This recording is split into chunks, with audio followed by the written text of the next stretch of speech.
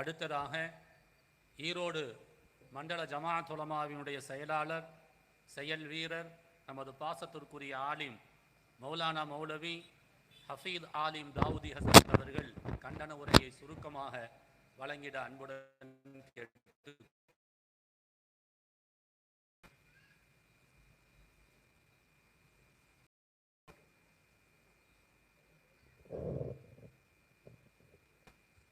نحمده ونصلي على رسوله الكريم أما بعد قال الله تعالى في القرآن العظيم والفرقان المجيد لا تحزن إن الله معنا قال نبينا صلى الله عليه وسلم كلكم راع وكلكم مسؤول عن رعيته أو كما قال عليه الصلاة والسلام.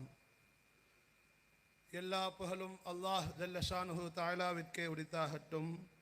சாந்தியும் சமாதானமும் நபிகள் நாயகம் ஸல்லல்லாஹு அலைஹி வஸல்லம் அவர்களின் மீதும் இங்கே அமர்ந்திருக்கிற கேட்டுக்கொண்டிருக்கிற அனைவரின் மீதும் என்றென்றும் நிலவட்டுமாக என்று துஆ செய்தவனாக பிரார்த்தனை செய்தவனாக ஆரம்பம் செய்கின்றேன். ஆமீன். இன்றைய தினத்திலே தமிழ்நாடு ஜமாஅத்துல் உலமா சபையுடைய ஒருங்கிணைப்பில் அனைத்து அரசியல் கட்சிகளும் இயக்கங்களும் அமைப்புகளும் ஜனநாயக சக்திகளும் ஒன்றிணைந்து நமது வக்ஃப் நமது உரிமை என்ற முழக்கத்தோடு ஒரே நாளில் ஒரே இடத்தில் தமிழ்நாட்டினுடைய அனைத்து மாவட்டத்தின் தலைநகரங்களிலும் இந்த கண்டன பொதுக்கூட்டத்தை நடத்தி கொண்டிருக்கிறோம். அல்லாஹ் ஜல்ல ஷானுஹு தஆலா இந்த பொதுக்கூட்டத்தின் மூலமாக இங்கே குழுமியிருப்பவர்களுடைய நல் அருளால் அவர்களுடைய நற்கிருபையால் அல்லாஹ் இந்த சட்டத்தை திரும்ப பெறுவதற்கு அருள்பாலிப்பானாக. வக்ஃப் சொத்து பற்றி இன்றைய காலகட்டத்தில் பல்வேறு விதமான பொய் செய்திகள், தவறான வதந்திகள் பொது சமூகத்தில் பரப்பப்பட்டு அது நம் சமூகத்திலேயே தூக்கி பிடிக்கப்பட்டு வருகிறது.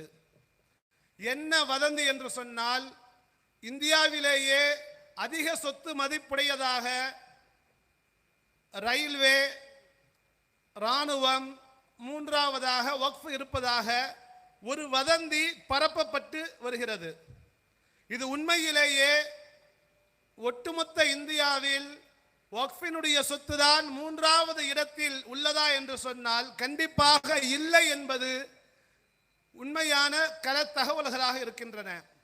காரணம் என்னவென்றால், தமிழ்நாடு, கேரளா, கர்நாடகா, ஆந்திரா, தெலுங்கானா என்று சொல்லக்கூடிய சவுத் இந்தியாவில் இந்த பகுதிகளில் மட்டும் இருக்கக்கூடிய கோவில் நிலங்கள், இந்து அறநிலையத்துறைக்குண்டான நிலங்கள், இதனுடைய சொத்துக்கள், மடங்கள், இந்த மடாதிபதிகளுக்குண்டான சொத்துக்கள், இவர்களெல்லாம் ஒன்று சேர்த்து பார்க்கின்ற பொழுது ஒட்டுமொத்த இந்திய தேசம் அல்ல, குறுகிய இந்த 5 மாநிலங்களில் உள்ள இந்து சமயத்தினுடைய அறநிலையத்தினுடைய கட்டுப்பாட்டுக்கு உட்பட்ட இந்த சொத்துக்களை ஒன்று சேர்த்து பார்க்கிற பொழுது ஒட்டுமொத்த இந்தியாவினுடைய வக்ஃபினுடைய சொத்து மதிப்பு என்பது மிக குறைவுதான்.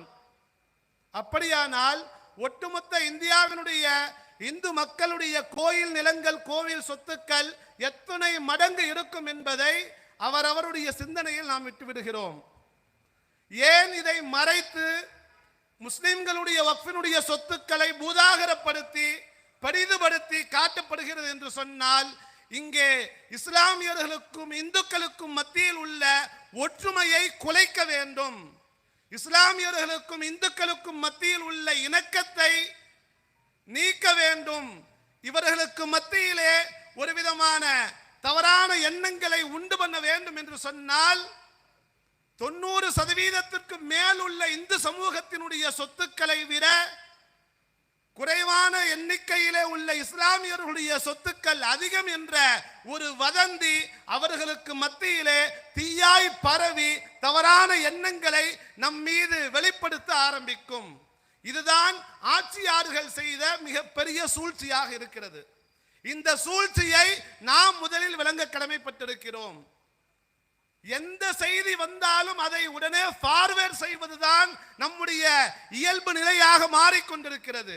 சுய பரிசோதனை செய்யக்கூடிய சிந்தனை ஒவ்வொரு மனிதனுக்கும் அவசியம் என்பதை இஸ்லாம் மிக அடிப்படையாக வழிகாட்டுகிறது. பெருமக்களே, ஒரு மனிதரை பற்றி உங்களிடத்தில் ஒரு செய்தி வந்தால் அதை நீங்கள் விசாரியுங்கள், அதை தெளிவுபடுத்துங்கள், அதன் பின்பு நீங்கள் அதை நம்புங்கள், அதன் பின்பு நீங்கள் அதை பகிருங்கள்.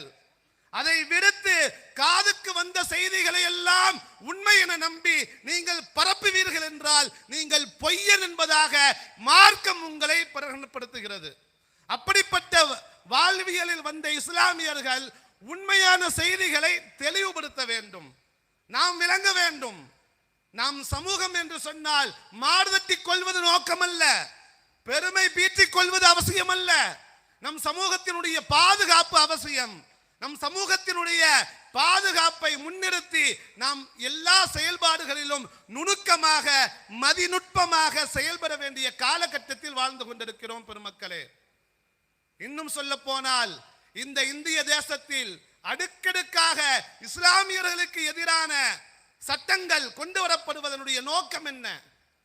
இஸ்லாமியர்களால் தான் இந்த இந்தியாவில் சுதந்திர காற்று சுவாசிக்கப்பட்டது என்பதாக வரலாறுகள் உண்டு.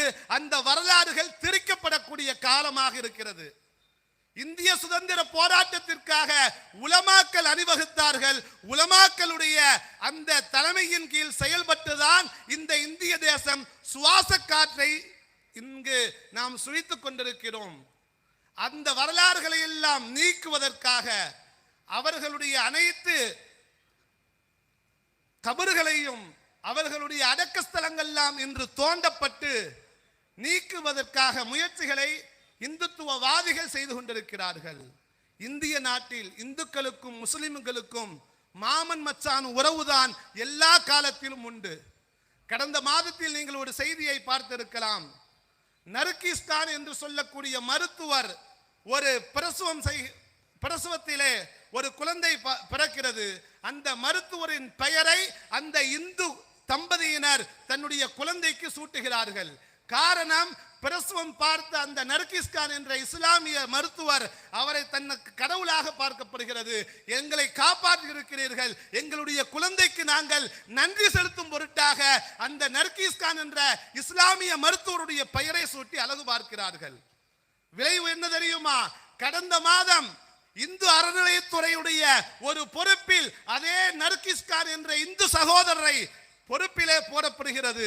அந்த செய்தியை கேள்விப்பட்ட அட்மின் ஹெச் ராஜா அவர்கள், ஒரு இஸ்லாமியரை எப்படி இந்து அறநிலையத்துறையில் நீங்கள் போடலாம் என்பதாக உணர்ச்சி வசப்பட்டு பலவிதமான பதிவுகளை எதிர்ப்புகளை வெளிப்படுத்துகிறார்.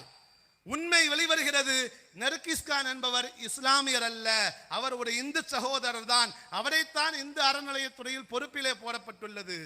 விஷயம் தெரிந்தவுடன் அமைதியாக சென்று விட்டார்கள்.